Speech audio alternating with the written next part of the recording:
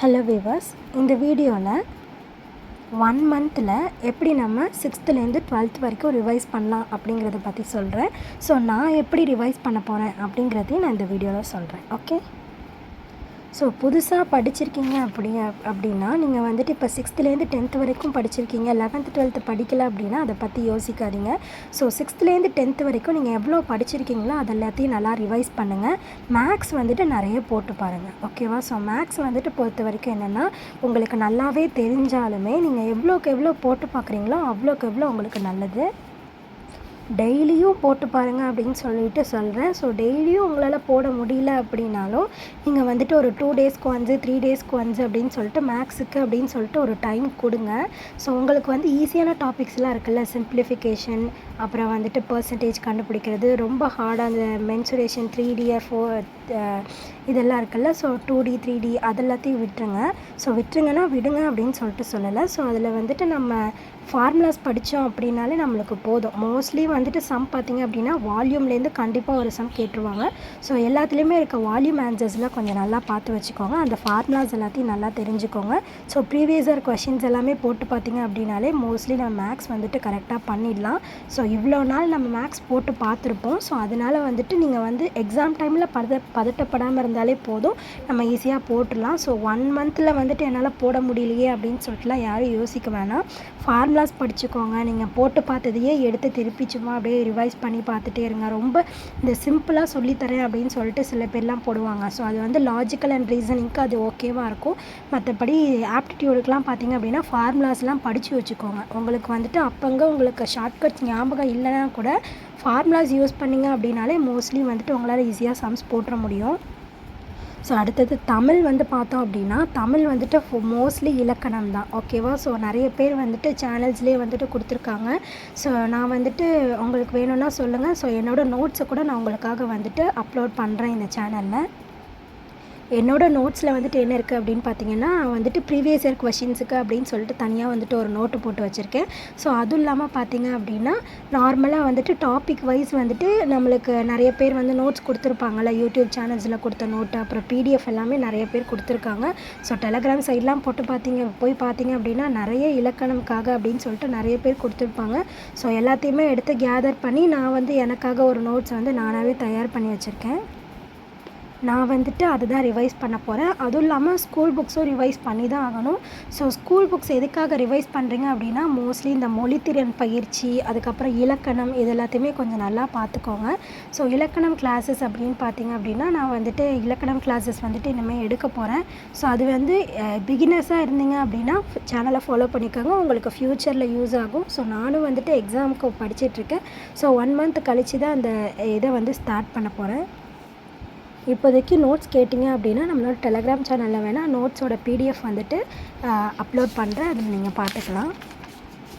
ஜிஎஸ்ஸை பொறுத்த வரைக்கும் நம்ம எவ்வளோக்கு எவ்வளோ ரிவைஸ் பண்ணுறோமோ அவ்வளோக்கு அவ்வளோ நம்மளுக்கு ஞாபகத்தில் நிற்கும். ஸோ ஸ்டார்டிங்கில் இப்போ தான் படிக்க ஆரம்பிச்சிருக்கேன் அப்படின்னு சொல்லிட்டு சொல்கிறவங்களுக்கு வந்துட்டு நான் சொல்கிறேன். ஸோ நீங்கள் வந்து ஃபஸ்ட் டைம் படிக்கிறப்போ உங்களுக்கு படிக்காத மாதிரி தான் இருக்கும். எனக்கும் அப்படி தான் இருந்தது. எனக்கு ஆக்சுவலாக வந்து தமிழ் மேக்ஸ் நான் நல்லா பண்ணுவேன். ஆனால் ஜிஎஸ் சைடு போகணும் அப்படின்னாலே எனக்கு ரொம்ப பயமாகவே இருக்கும். ஸோ ஹிஸ்ட்ரிலாம் படிக்கணுமா, பாலிட்டி படிக்கணுமா அப்படின்னு சொல்லிட்டு ரொம்ப பயந்துட்டு இருந்தேன் ஸ்டார்டிங்கில். ஸோ நான் வந்துட்டு என்ன அப்படின்னா, நான் வந்துட்டு ஸ்கூலில் வந்துட்டு இங்கிலீஷ் மீடியம் தான் படித்தேன். ஆனால் நான் வந்து கிளாஸ் போன இடத்துல வந்து என்ன சொன்னாங்க என்ன அப்படின்னா, தமிழ் மீடியம் தான் எல்லாருமே படித்தாங்க. ஸோ அதனால் நான் என்ன பண்ணிட்டேன் அப்படின்னா, தமிழ் மீடியம் படிக்க ஆரம்பித்தேன். எனக்கு வந்துட்டு பிரதமர்னால் யார் அப்படிங்கிறதே எனக்கு அந்த அளவுக்கு தெரியாது. ஸோ அது ஒன்றுத்தையும் புரிஞ்சு தெரிஞ்சுக்கிறதுக்கே எனக்கு வந்துட்டு ரொம்ப நாள் ஆகிடுச்சு. நாங்கள் ஆனால் வேஸ்ட் பண்ணிட்டேன் அப்படின்னு தான் சொல்லணும். ஸோ இப்போ நீங்கள் இங்கிலீஷ் மீடியமாக இருந்தீங்க அப்படின்னா, நீங்கள் தயவு செஞ்சு இங்கிலீஷ் மீடியம்னா அந்த புக்ஸே எடுத்து படிங்க. தமிழ் மீடியம் புக்ஸுக்கு யாரும் மாறாதீங்க. தமிழ் மீடியமாக இருந்தீங்க அப்படின்னா தமிழ் மீடியம் புக்ஸே படிங்க. அதுதான் வந்துட்டு உங்களுக்கு நல்லது. லாங்குவேஜ் வந்து மாற்றாதீங்க, அதுதான் நான் சொல்ல வரேன். ஸோ ஏன் அப்படின்னா, நான் 2 இயர்ஸ் வந்துட்டு லாங்குவேஜ் சேஞ்ச் பண்ணிவிட்டு நான் ரொம்ப கஷ்டப்பட்டுட்டேன். எனக்கு அந்தளவுக்கு படிக்கவும் முடியல. நானும் இந்த டைம் வந்துட்டு கொஞ்சம் இந்த டைம் வந்து இங்கிலீஷ் மீடியம் புக்கு தான் எடுத்து படிக்க ஆரம்பித்தேன். சீக்கிரமே படித்து முடிச்சிட்டேன். அதுக்காக தான் சொல்ல வரேன், வேறு ஒன்றும் இல்லை. உங்களுக்கு எந்த மீடியம் ஈஸியாக இருக்குமோ, எதை உங்களால் ஈஸியாக அண்டர்ஸ்டாண்ட் பண்ணிக்க முடியுமோ அதை எடுத்துக்கோங்க. ஓகேவா? சிக்ஸ்த்துலேருந்து 12th வரைக்கும் படிக்கணுமா அப்படின்னு கேட்டிங்கன்னா 6th-லேருந்து 10th வரைக்கும் கண்டிப்பாக நம்ம படித்து தான் ஆகணும். ஸோ இது எல்லாத்தையும் சேர்த்து வச்சு தான் நம்மளுக்கு 11th 12th கொடுத்துருக்காங்க. ஓகேவா, ஒரேடியாக நம்மளால் 11th-யோ 12th-யோ வந்துட்டு படிக்கணும் அப்படின்னா ரொம்ப கஷ்டமாக இருக்கும். எனக்குமே ஸ்டார்டிங்கில் 11th 12thலாம் ஒரு லெசன் படிக்கிறதுக்கே எனக்கு ஒரு நாள் ஆகிடும். அந்தளவுக்கு ரொம்ப பெருசாக தெரிஞ்சுது. ஆனால் அப்புறம் படிக்க என்ன ஆகிடுச்சு, ரிவிஷன் பண்ண எந்த அளவுக்கு நம்ம மறுபடியும் அதையே படிக்கிறோமோ அந்தளவுக்கு நம்ம அந்த டாப்பிக்கில் வந்து ரொம்ப தெளிவாகிடுவோம் அப்படிங்கிறது தான் இந்த இடத்துல உண்மையான விஷயமே. அதை தான் வந்துட்டு எல்லாருமே சொல்கிறாங்க கன்சிஸ்டன்சியாக படிக்கணும் அப்படின்னு சொல்லிட்டு. கன்சிஸ்டன்சி அப்படின்னா இந்த இடத்துல நான் என்ன சொல்ல வரேன்னா, டெய்லி நீங்கள் படிக்கணும்னு இல்லை, நீங்கள் படிக்கிறப்போ அதை வந்து நல்லா கான்சன்ட்ரேஷன் பண்ணி படிங்க. 10th எவ்வளோ இம்பார்ட்டன்ட் அப்படின்னு சொல்லிட்டு உங்களுக்கே தெரியும். ஸோ அதனால் 10th நல்லா படிச்சுக்கோங்க. ஸோ நான் வந்துட்டு இந்த 1 month வந்துட்டு எப்படி ஃபாலோ பண்ண போகிறேன் அப்படின்னா, என்னோடய ஷெடியூல் வந்து வீக்லி ஷெடியூல் தான் நான் வந்து யூஸ் பண்ண போகிறேன்.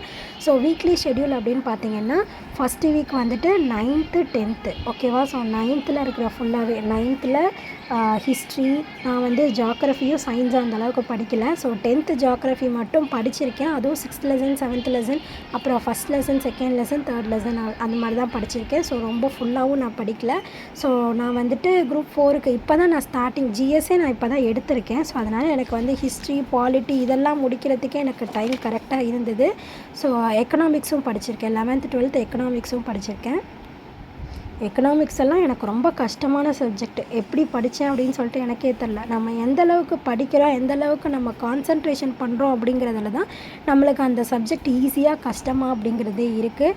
எனக்கு இந்த மாதிரி படிக்கிறது அப்படின்னாலே ஆகாது. தமிழை பொறுத்த வரைக்கும் கிராமருங்கிறதுனால ஈஸியாக தப்பிச்சிடுவேன். மேக்ஸை போட்டு பார்க்கணும், நான் மேக்ஸ் மேஜர் தான், அதனால் ஈஸியாக தப்பிச்சிடுவேன். ஜிஎஸை பொறுத்த வரைக்கும் நம்ம படிக்கணும், மண்டையில் ஏற்றிக்கணும், அது ரொம்ப பெரிய விஷயம். அது எனக்கெலாம் வரவே வராது. சுத்தமாக பண்ணி தான் ஆகணும் அப்படிங்கிற ஒரு கட்டாயத்தில் இருக்கிறப்போ நம்ம கண்டிப்பாக பண்ணிவிடுவோம். 1 month எப்படி கன்சிஸ்டன்ஸாக யூஸ் பண்ணலாம் அப்படின்னு சொல்லிட்டு பார்த்திங்கன்னா, 9th 10th so 9th 10th ஒரு நாள் வந்துட்டு தமிழ் ஃபுல்லாக படிச்சிருங்க. ஓகேவா. ஸோ கரெக்டாக தமிழ் 9th 10th நீங்கள் ஃபுல் டைமும் படிச்சிங்க அப்படின்னா கண்டிப்பாக உங்களால் 9th 10th old and new ஒரு நாளில் முடிக்க முடியும். ஓகேவா. ஸோ கன்சிஸ்டன்ஸாக படிச்சுக்கிட்டே இருக்கணும். ஒரு 2 times இல்லைனா 3 times கூட அதை நீங்கள் அப்படியே படிச்சுக்கிட்டே இருக்கலாம். ஓகேவா.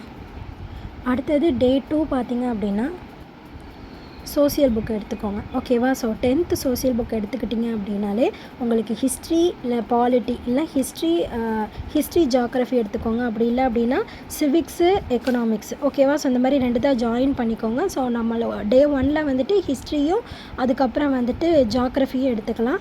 ஸோ அதே மாதிரி 9th 10th ரெண்டுத்துலேயுமே வந்துட்டு நம்ம அதை படித்து முடிச்சிடலாம். ஓகேவா. ஸோ அடுத்தது பார்த்தோம் அப்படின்னா நெக்ஸ்ட் டே 3 வந்துட்டு சிவிக்ஸு, அதுக்கப்புறம் வந்துட்டு எக்கனாமிக்ஸு. அடுத்தது டே 4. ஸோ வந்துட்டு 6th 7th எடுத்துக்கோங்க. 6th 7th சோசியல் கண்டிப்பாக முடிச்சிடலாம்.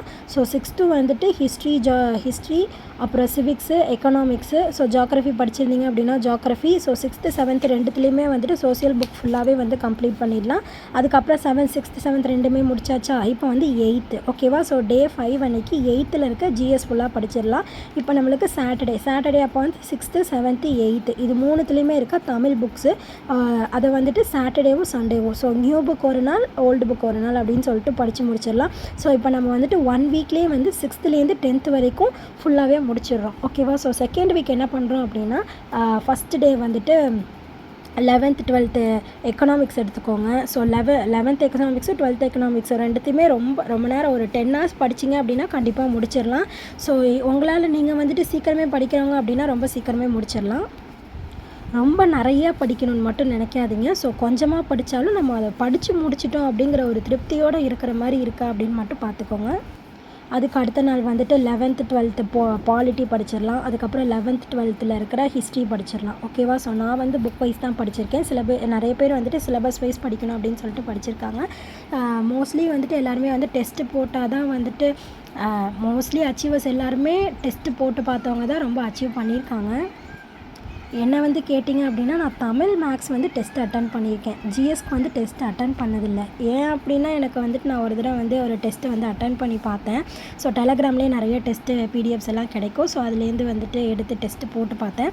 ஸோ அப்படி டெஸ்ட்டு போட்டு பார்க்குறப்போ எனக்கு வந்து மார்க் வந்து ரொம்ப லோவாகவே வந்துட்டு இருந்தது. எனக்கு அந்த மார்க் கம்மியாகிறத பார்க்குறப்போ நம்ம படிக்கலையோ அப்படிங்கிற ஒரு இது தான் வந்துக்கிட்டே இருக்கே தவிர, என்னால் வந்துட்டு நான் படிச்சிருக்கேன் அப்படிங்கிற ஒரு கான்ஃபிடென்ஸ் எனக்கு கொடுக்கல. ஏன் கொடுக்கல அப்படின்னா, நான் இந்த தடவை தான் ஜிஎஸ்ஸே படிக்க ஆரம்பிச்சிருக்கேன். ஸோ நம்ம வந்து எடுத்த உடனே டெஸ்ட்டு போட்டு பார்க்கலாம் அப்படிங்கிறது வந்துட்டு ஒரு கஷ்டமான விஷயந்தான்.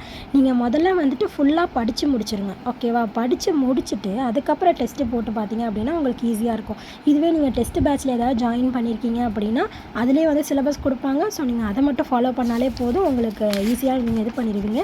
இதுவே வந்து வீட்டிலையே படிக்கிறவங்களுக்கு வந்துட்டு நான் என்ன சொல்கிறேன் அப்படின்னா, நம்ம வந்துட்டு அதை ஃபாலோ பண்ண மாட்டோம் கண்டிப்பாக. ஏன் அப்படின்னா, இப்போ ஒரு இடத்துக்கு போய் நம்ம டெஸ்ட் எழுதுகிறோம், காசு கட்டி நம்ம டெஸ்ட் எழுதியிருக்கோம் அப்படிங்கிறப்போ நம்மளுக்கு தெரியும், ஓகே நம்ம இதெல்லாம் கட்டியிருக்கோம் வேறு, அது வீணாக போயிடுமே அப்படிங்கிறதுக்காக கூட நிறைய பேர் படிப்பாங்க. வீட்டிலையே படிக்கிறோம் அப்படிங்கிறவங்க வந்துட்டு என்ன இது இப்படி இருக்கே அப்படின்னு சொல்லிட்டு ரொம்ப யோசிக்கிறதுக்கான சான்சஸ் இருக்குது என்ன மாதிரி. ஸோ நீங்கள் வந்துட்டு டெஸ்ட்டு போட்டு பார்க்கல அதனால் மார்க் கம்மியாகிடுமோ அப்படின்னு சொல்லிட்டுலாம் யாருமே பயப்படாதீங்க. நான் வந்து பார்த்திங்க அப்படின்னா மோஸ்ட்லி வந்து புக் வைஸ் தான் படிச்சிருக்கேன். ஓகேவா? ஸோ நான் இந்த டைம் புக் வைஸ் படிச்சுட்டு தான் எக்ஸாம் எழுத போகிறேன். சிலபஸ் வைஸ் படித்தவங்களுக்கு வந்துட்டு நிறைய ஸ்கோப் இருக்குது அப்படின்னு சொல்லிட்டு சொல்கிறாங்க. ஸோ நீங்கள் சிலபஸ் வைஸ் படிச்சிருந்தீங்க அப்படின்னா உங்களுக்கு லக் அதிகமாக தான் இருக்குது. ஏன் அப்படின்னா, உங்களுக்கு வந்துட்டு இந்த சிலபஸ் ஒரு டாப்பிக்கை முடிச்சிங்க அப்படின்னாலே உங்களுக்கு 20 மார்க்ஸ் வந்துட்டு கன்ஃபார்ம் கிடச்சிரும் அப்படிங்கிற ஒரு தைரியம் உங்களுக்கு இருக்குது. ஸோ புக் வைஸ் படித்ததுனால எனக்கு வந்துட்டு சிலபஸ் வைஸ் நானும் பார்த்தேன். ஆனால் எனக்கு வந்து நிறைய கண்டென்ட் மிஸ் ஆகிற மாதிரியே தோணுச்சு. அதனால் சரி ஓகே நம்ம புக் வைஸே படிச்சிடலாம், நம்ம அதுதான் படிச்சிருக்கோம், அதனால் இப்போதைக்கு நம்ம அதே படிச்சிடலாம்.